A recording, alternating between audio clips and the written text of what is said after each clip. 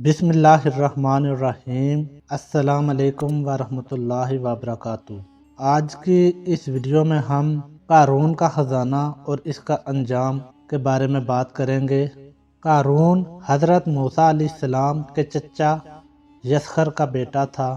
بہت ہی شکیل اور خوبصورت آدمی تھا، اسی لیے لوگ اس کے حسن و جمال سے متاثر ہو کر اس کو منور کہا کرتے تھے۔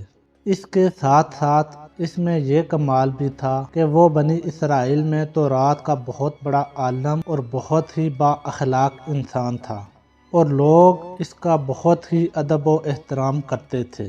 لیکن بے شمار دولت اس کے ہاتھ میں آتے ہی اس کے حالات میں ایک دم تغیر پیدا ہو گیا اور سامری کی طرح منافق ہو کر حضرت موسیٰ علیہ السلام کا بہت بڑا دشمن ہو گیا اور اعلیٰ درجے کا متکبر اور مغرور ہو گیا۔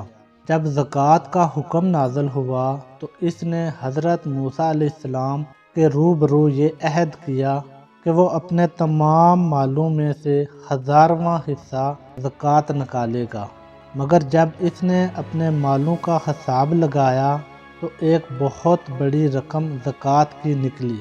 یہ دیکھ کر اس پر ایک دم حرص و بخل کا بھوت سوار ہو گیا، اور نہ صرف زکوٰۃ کا منکر ہو گیا بلکہ عام طور پر بنی اسرائیل کو بہکانے لگا کہ حضرت موسیٰ علیہ السلام اس بہانے تمہارے مالوں کو لے لینا چاہتے ہیں۔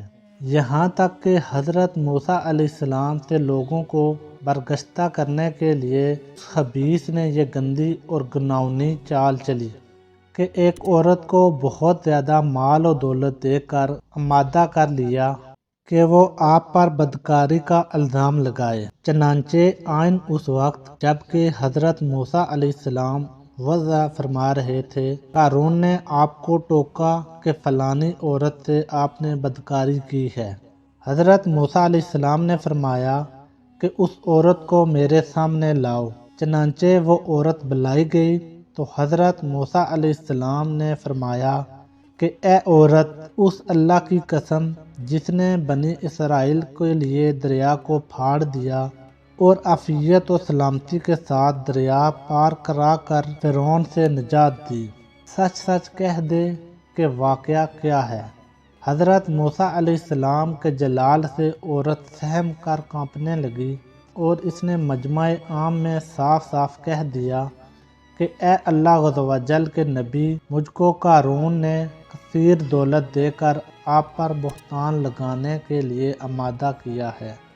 اس وقت حضرت موسیٰ علیہ السلام اب دیدہ ہو کر سجدہ شکر میں گر پڑے اور بحالت سجدہ آپ نے یہ دعا مانگی کہ یا اللہ، قارون پر اپنا قہر و غضب نازل فرما دے۔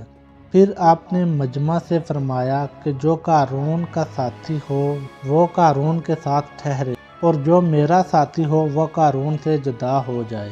چنانچہ 2 خبیثوں کے سوا تمام بنی اسرائیل قارون سے الگ ہو گئے۔ پھر حضرت موسیٰ علیہ السلام نے زمین کو حکم دیا کہ اے زمین، تو اس کو پکڑ لے، تو قارون ایک دم گھٹنوں تک زمین میں دھنس گیا۔ پھر آپ نے دوبارہ زمین سے یہی فرمایا تو وہ کمر تک زمین میں دھنس گیا۔ یہ دیکھ کر قارون رونے اور بلبلانے لگا اور قرابت اور رشتہ داری کا واسطہ دینے لگا، مگر آپ نے کوئی التفات نہ فرمایا، یہاں تک کہ وہ بالکل زمین میں دھنس گیا۔ 2 منحوس آدمی جو قارون کے ساتھی ہوئے تھے لوگوں سے کہنے لگے کہ حضرت موسیٰ علیہ السلام نے قارون کو اس لیے دھنسا دیا تاکہ قارون کے مکان اور اس کے خزانوں پر خود قبضہ کر لیں۔ تو آپ نے اللہ تعالیٰ سے دعا مانگی کہ قارون کا مکان اور خزانہ بھی زمین میں دھنس جائے۔ چنانچہ قارون کا مکان جو سونے کا تھا، اس کا سارا خزانہ بھی زمین میں دھنس لیا گیا۔ اس کو قرآن کی زبان سے سنیے۔ اللہ تعالیٰ کا ارشاد ہے کہ ہم نے قارون کو اتنے خزانے دیے تھے کہ ان خزانوں کی کنجیاں ایک مضبوط اور طاقتور جماعت بمشکل اٹھا سکتی تھی۔ قرآن مجید میں ہے، بے شک قارون موسیٰ کی قوم سے تھا، پھر بھی اس نے قوم پر زیادتی کی اور ہم نے اس کو اتنے خزانے دیے جن کی کنجیاں اٹھانا ایک طاقتور جماعت پر بھاری تھی۔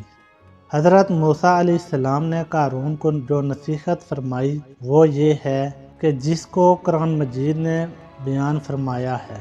اسی خیر خواہی والی نصیحت کو سن کر قارون حضرت موسیٰ علیہ السلام کا دشمن ہو گیا۔ غور کیجئے کہ کتنی مخلصانہ اور کس قدر پیاری نصیحت ہے جو حضرت موسیٰ علیہ السلام کے ساتھ ساتھ ساری قوم قارون کو سناتی رہی کہ جب اس نے اس کی قوم کو کہا اتراؤ نہیں، بے شک اللہ تعالیٰ اترانے والوں کو پسند نہیں کرتا، اور جو مال تجھے اللہ تعالیٰ نے دیا ہے اس کے ذریعے آخرت کا گھر طلب کر اور دنیا میں اپنا حصہ نہ بھول، اور احسان کر جیسے اللہ نے تجھ پر احسان کیا، اور زمین میں فساد نہ کر، بے شک اللہ تعالیٰ فسادیوں کو پسند نہیں کرتا۔ قارون نے اپنے مال کے گھمنڈ میں اس مخلصانہ نصیحت کو ٹھکرا دیا اور خوب بن سنور کر تکبر اور غرور سے اتراتا قوم کے سامنے آیا اور حضرت موسیٰ علیہ السلام کی بدگوئی اور اعراض رسائی کرنے لگا۔